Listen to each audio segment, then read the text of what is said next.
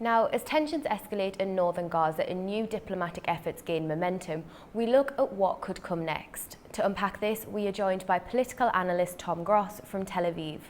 Thank you for being with us, Tom. Now, Israel has ordered new evacuations in northern Gaza, citing the need to target Hamas infrastructure, yet reports of civilian casualties are continuing, even in areas previously designated as safe.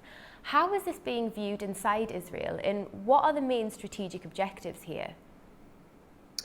Well, it's a tragic situation all round in Gaza for the Palestinian population, and of course also for the Israeli hostages that are still there, many of them alive. But many feel what would be even worse than an immediate ceasefire would be to leave Hamas in power when, at least according to Israel, they're quite close to having Hamas surrender or remove them from power. Now, Israeli society is very divided. There were big demonstrations over the weekend against the government, calling for an immediate ceasefire and the only priority being hostage releases rather than Hamas surrender. But there are others in Israel that point out that the very same people demonstrating now are the same kind of people, or literally the same people, demonstrating 20 years ago, calling for Israel to withdraw from Gaza.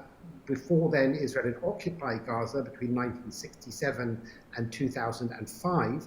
And they pointed out that you can't just withdraw from Gaza, leave Hamas in place and hope for the best, because what you get is an authoritarian dictatorship over the population of Gaza by Hamas, and you get constant wars, small wars, leading up to the bigger war we're now seeing in the last 2 years, in which Hamas attacks Israel. And the only answer is to make sure there's a government in Gaza that represents Palestinians but is not interested in jihad or attacking or even eliminating the state of Israel.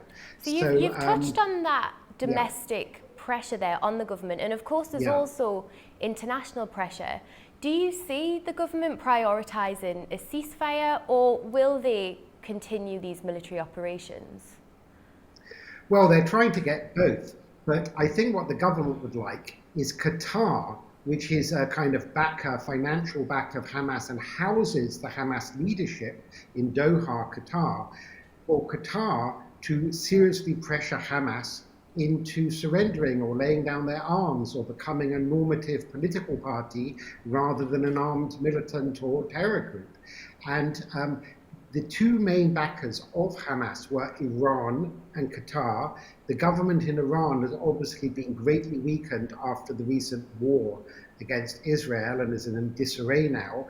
And President Trump, who visited Qatar a few weeks ago, could exert a lot more pressure on the government of Qatar to tell Hamas, you are never going to win this war militarily, and therefore, it's better for everyone to find a way out, to issue some kind of surrender, which Hamas doesn't want to do. So President Trump is also claiming that a ceasefire could be reached soon.